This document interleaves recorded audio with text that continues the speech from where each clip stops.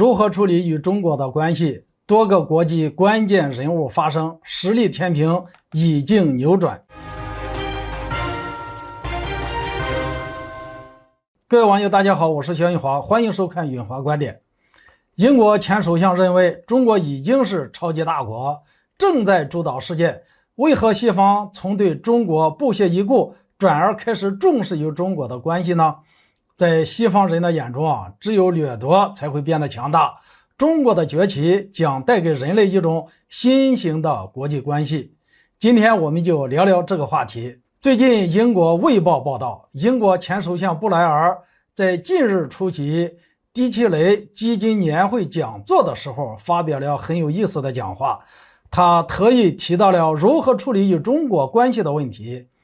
作为一个非常关键的人物布莱尔认为中国已经是超级大国，正在主导世界，西方在应对中国的时候必须要做好准备，因为这是一个与俄罗斯完全不同的国家。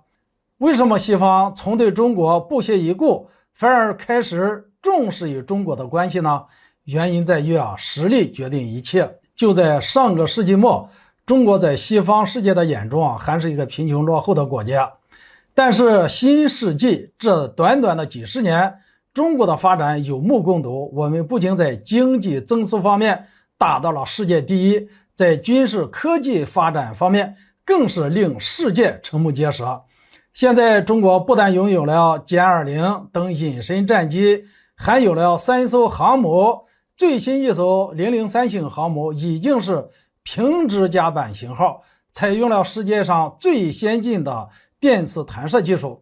可以说在许多科技方面，我们已经与美国齐头并进了，成为世界第一梯队。相对于英国来说，我们一年下水的战舰总吨位数已经是英国所有战舰总吨位数之和了。西方看到我们现在的发展，内心是五味杂陈的。从实力上看，西方已经无法碾压我国，但是又不想放弃打压我们。就像中美贸易战一样，美国前总统特朗普认为打压中国的高科技企业如中兴、华为等等，在芯片上卡住了中国的脖子，让中国在高科技竞争方面落后美国一大截。不过美国高层的做法最终被证明是无效的。值得一提的是，在经济发展方面，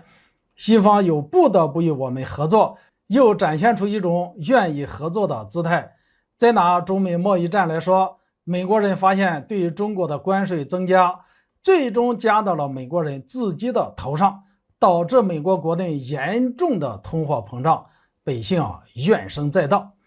最终美国不得不取消了之前所增加的部分关税，可以说是心不甘情不愿的输了。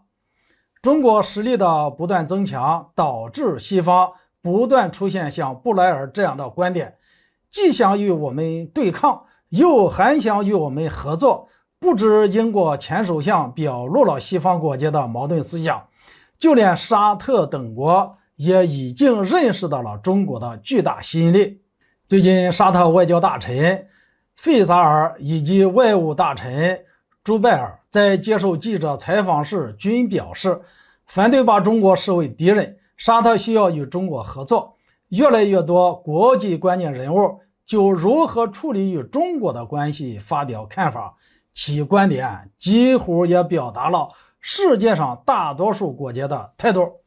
说我们与俄罗斯不一样，完全是从经济角度出发的，因为西方的经济发展可以没有俄罗斯，但是不能没有中国。与美国的强权统治世界不一样，中国属于和平崛起，靠国人的辛勤劳动成为经济强国。西方国家不理解这种做法的神奇之处，在西方人的眼中，只有靠掠夺才能变得强大。不管是最初的西班牙和葡萄牙，后来的英国，再后来的美国，中国的和平崛起将带给人类一种新型的国际关系，和平与发展才是真正的主流。今天这个话题就聊到这里，欢迎大家留言交流，下次见。